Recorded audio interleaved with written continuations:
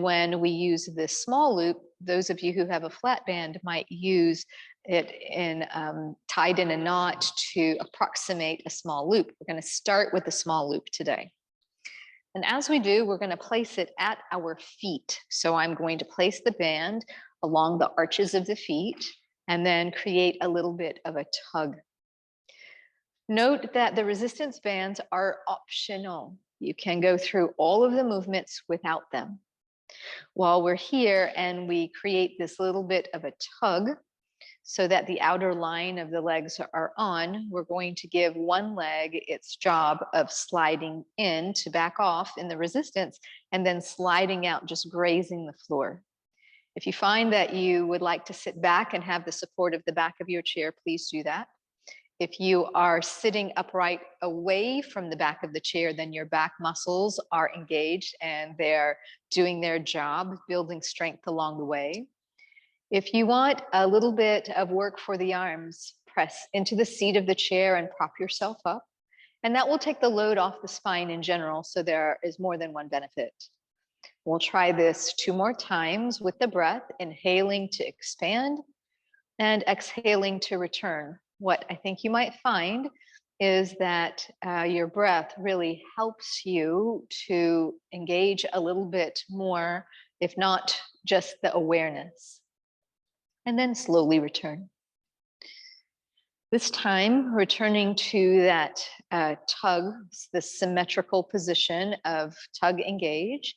And then the other leg, as you exhale, come in, as you inhale, slide out, you're moving the leg as a unit. So this is a movement that comes from the hip joint. I'm trying to keep the foot in line with the thigh bone, with the femur bone, so that there's no torque through the knee, there's no irritation through the ankle, and that the movement really does come from the hip. Let's do 2 more.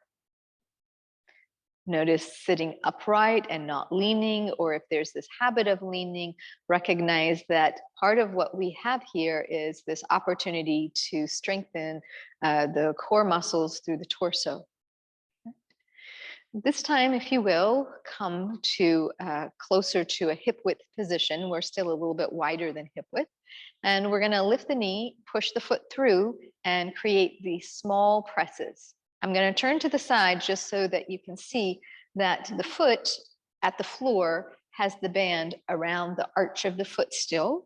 But as I pushed the top leg through, the band is at the ankle. The knee stays slightly bent, so there's no strain to the lower back. And nonetheless, this is a lot of work for the back of the hip, the lower back, and not just the quadriceps. Take the time and slide that foot then underneath and press back. So here the toes are propped up and the band returns to the arch of the foot. While you are here and your feet are firm and they're on, we're going to create some momentum with the arms. I want to reach the arms back, come into a hip hinge. And then as we swing the arms forward, the idea is to maybe come up. Inhaling to return. We can pare it down. We can decide that we're going to use this momentum and come through and just simply make the sitting bones lighter. So notice what that feels like and then return. So if that is your preference, just keep repeating that. If you find it manageable to come up out of the chair, then aim for a different height. You're changing the angle of load for the ankles and the knees, not just for the hips and the back. We'll try that 1 more time. And then slowly return. Nice. As you return to this place of symmetry, lift the other knee, push that foot through, keep a light bend of the knee, small presses. I can still use my hands to help prop up the spine and to take a little bit of load off the lumbar spine especially. This is a lot. You can feel these muscles, these deep hip flexors are in charge of this lift. Slide the foot in. Again, around the arch of the foot, pull back, prop up just underneath. And then here we go again, this hip hinge, the arms reaching back. So let's start small on this side. Let's swing the arms through and simply load the legs, noticing how the sitting bones are lighter. And then slowly return, come upright, open the chest. Breathe. Exhaling, as you come through this time, notice if you can come up out of the chair. And I realize that might not be for everyone. So keep this your own. But if you are coming out of the chair, aim for a different height. Notice how it feels different as we come a little bit higher. Is it kinder on your knees or is it more challenging? Make it your own.